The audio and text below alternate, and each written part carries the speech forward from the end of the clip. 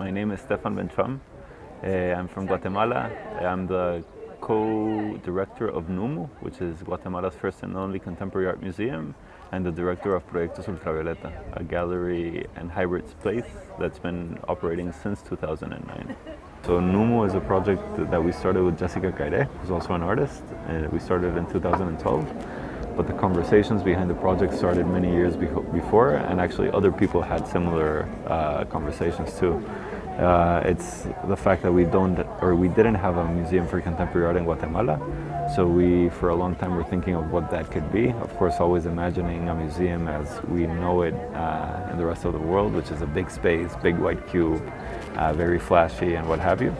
And so we thought of or look to find ways to be able to accomplish that, only to be faced with the imminent reality of Guatemala that doesn't exist, that possibility doesn't exist there. And so in 2012, as we were looking for a space for Ultravioleta, because we had lost our first space, we were driving through this very iconic building in Guatemala City, and I turned around and it had a sign for rent.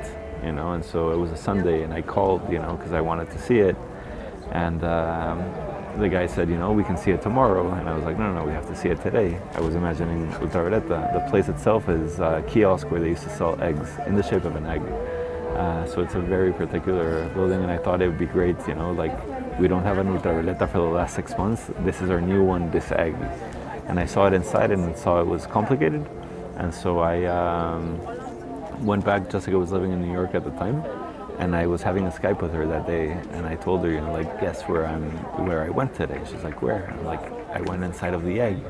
She's like, no way. And I'm like, yeah, how come? And I explained the situation and that it wouldn't work for Ultravioleta. And then we already had a name for NUMU because we thought we were going to do it a website.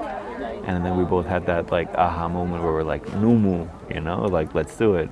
And so we decided to rent it, and we took a lease for a year. And we called Federico Herrero, who's a friend and artist, and we said, Fede, we've got this project, we want to do Guatemala's first museum. It's this egg. We want to open it with you. Are you available? And he was like, Oy cara, it's incredible. You have to do let's totally do it. It's wonderful. Thank you so much for the invitation. And so he came to Guatemala. He started painting the museum itself, the inside and the outside, and then we started to do this whole marketing campaign where we took MoMA's logo, we cannibalized it, and we turned it into NUMU's logo, which looks exactly alike, only ours is nicer. And we then started to promote it in different places, and we said, we didn't announce what the building would be, and we said, come to the opening, it's going to be in such and such date. We had a press conference, with our logo printed all the way in the back behind us. We called all the press, we dressed up with Jessica to be as formal as possible, and then that day came and we had, I think, 2 or 3 people from the press, I think 2, and 4 people from our families. And we had this press conference. It was very, very nice and very special. And then the day of the opening, we revealed the place where it would be. And it was really funny to see people come because everybody imagines a big museum, right? And so some people were wearing very fancy suits and jewelry, and it was bling bling because it was the opening of the National Museum, or the first Contemporary Art Museum. Half of the people left super upset when they realized that the actual museum wasn't that egg. They were offended, this is a joke, how could you? And we were just very serious about it the whole time, and the way that we would talk, almost like a performance, we're okay, so this is now museum directors, let's talk as such. And we've had the project now for 5 years. We've worked with some really incredible artists that have been really generous to think of site-specific projects for the space, and also some incredible curators too. And so it's just been a really fascinating project to see grow because it affects different communities in a different scale. From the very immediate community of the NUMU, which is people that wouldn't ever go to a gallery or to a museum. Now they come to us and they're like, I like this exhibition because of this. That thing that you did wasn't working because of that. So it's been really wonderful to see it. And then at the same time, it's affecting a broader audience, the art crowd, and also other people that are challenged to think, what a museum is and what it could be and what it should be. Our museum, it's very small, but it's open 24/7. every day of the week. It's always free. We do free interdisciplinary projects. We do educational activities for every exhibition that we do. And we're also the most visited museum in the world, which nobody would have thought of, many years. And we're in Guatemala, most visited museum in the world per square meter, but we're there. And so it's just been a real joy to work at that project altogether. I think it depends on the fair. It is like an interesting panorama also because now there's more and more fairs. Like each week we're getting an email to apply for a new fair, a fair that we didn't know existed, right? And so that's not sustainable in any way, right? There's not enough collecting, there's not enough galleries, there's not enough content, there's not enough to sustain it. And so I think more and more fairs themselves have to rethink how they actually make things work, like before there were so little fairs that the fairs themselves, they didn't have to do all that much because everything worked. There were enough collectors to feed the demand and for every gallery to make great sales. And now more and more this is less so the case. Also there's these really difficult schedules to keep up with, like just right now as we're here in Basel, there's Munster, there's Kassel, there's Athens, there's Venice, and there's all these other things that are happening, so how do you get these people into this fair and how can you make that actually sustainable for everyone? It's tough, so I think the fairs themselves, they have to rethink a little bit of the model, because otherwise there's new initiatives that are being thought of from the galleries, like Condo, which is incredibly smart, this project by Vanessa Carlos, where it's just more so thinking from the point of view of the gallery and also thinking from the point of view of generosity, like how can we think and rethink a model that we inherited, because the fair model still works, like for the bigger galleries, the blue chips. Like you see them celebrate, like after the first day of Basel, they're popping the champagne, and we're all the small galleries, and we're have a little bubbles come our way, and it's not necessarily the case, so they thought of that system, it works for them, but I think there needs to be a major shift because the way things are going now, it's very, very, very tough to have a gallery anywhere, whether it be New York or Berlin or London or Guatemala or Bogota or anywhere. And Condo is doing that. And you sense it, that the directors of the major fairs, they're a bit concerned because, of course, as a gallery, why would you want to pay anywhere between 10 and 30, 40,000 for a booth for 3 days or 5 days or 6 days when you could, have a show in another gallery in a major city for a fraction of that cost, that has more impact in a way. That's more generous to the audience because they can actually see an exhibition in a space that's designed for exhibitions or thought for exhibitions. So something is going to have to shift, but it's just a matter of time to see what that's going to become. Oh yeah. I mean, it's happening. We haven't necessarily figured out what that's going to be, but we're all suffering from the same illness, which is, it's very hard and very on many levels, to be spending all this money just to have a chance to sell. We're always talking about the same problems, and so we haven't necessarily found the model.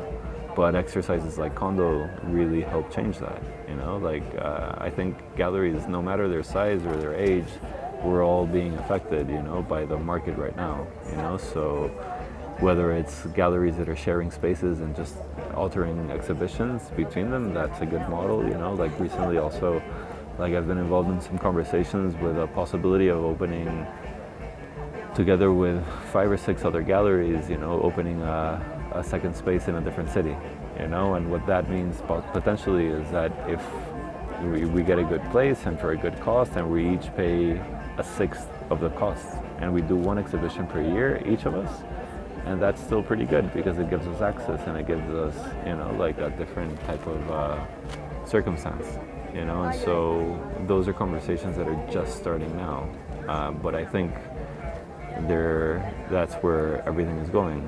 That's kind of the future, where you don't have to have a physical space one particular place, but that you can actually have it in different places at the same time. You know? Nice. Yeah, yeah.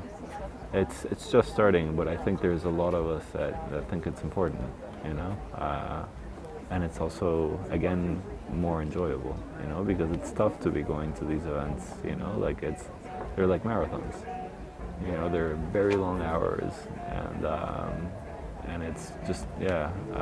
I actually think it's funny because people that are on the outside, you know, they hear this and they're like, ah, you're going to New York and you're going to London, you're going to Basel, like how nice. Yeah, it's wonderful because you see incredible people, you go to incredible places, but the reality is most of the time you're stuck in the confines of a booth. You know, you're not touristing and going around, but it's hard work. And so I think these models are going to have a particular shift, you know, but we're just at the very beginning of those conversations in general. And it's not clear what that model is going to be, but it's starting to articulate itself. I think Venice is a very particular case because they're giving less and less support to the artists. Of course, they want to help out and get the funding methods, but oftentimes it doesn't particularly happen. You know, in the particular case of the artist that we're showing there, he applied for. He's half Canadian because that's where he grew up in exile, and so he applied for a big grant from the Canadian government, which he didn't get. Luckily, though, we had been kind of like smart about it, in that we had been like putting up a fund from sales from the works from him. On a side, you know, like an emergency fund in case we needed to use it to fund the project, you know, because at the same time, I mean, it's important for him to have the best presentation possible. We also want that for him, of course, and also for the gallery. And so we were able to not have to panic and not have to worry about that. And also, credit where credit is due, Biennial, what they did do is that they spoke to a patron of contemporary arts from Latin America, and she actually supported with the shipping of the works, which is a major cost. You know, so it's been like a constant struggle, and to be able to do that. You know, in the case of Documenta, it was a similar thing. You know, where they really genuinely wanted to be as ambitious as possible, and I think also in the case of Adam, he's very strict, you know, that he doesn't want to have that involvement of galleries in that way. You know, he's very, I guess, traditional in that way, or old school, that he wants to keep it as clean as possible in the conversation, as less polluted as possible, which also presents a series of complications. You know, we have 3 artists from the program there, and another artist that, together with a couple of friends, with Carlos Morales and with Alejandro Torun, we've been working with very closely to try to document his work and really position it for the future. And it was an interesting situation because at the very beginning they said they were going to be able to cover the whole thing, and it was only 4 or 5 months ago that we learned that that was not going to be possible. You know, so that they only had a third of the actual budget that they needed, and so we went into an emergency situation, always of course working with them, but to try to see how we could actually make this project a reality. Also because the circumstance of this artist, Joaquin Orellana, he's 86 now, and he's been almost forgotten, even though he's been making some really incredible, like, avant-garde work. Because of the lack of infrastructures in Guatemala, he's been left in the shadows, you know. And so we helped with the fundraising for the project itself. We were able to talk to some really generous private donors, people that we've connected with, or that I've been able to connect with over the course of the last few years. And at the same time, surprisingly, the Ministry of Culture in Guatemala, they said that they would support the project, so they paid airfare for 5 marimba players that are needed to perform, which is completely unheard of, you know, like, and I'm still kind of in disbelief that it's happened, but it is. And so, I mean, it's important to thank them, or to at least acknowledge that. And then it's just been a constant, like, push and pull to try to find ways to make these projects work. You know, of course, now with the world the way things are, there's a lot of urgencies, you know, and it's hard to, I mean, come to terms with funding a project that's so big when there's, you know, like disasters happening all through the Middle East, you know, in Latin America, you know, where there's these like very urgent circumstances, or even in the US, you know, like with what they have right now, it's a disaster, you know, so it's understandable that a lot of these foundations that normally would sponsor these projects have now said, you know what, we want to put our money elsewhere, you know, so it's just a matter of like trying to figure out how to do it in a way that it works for everyone.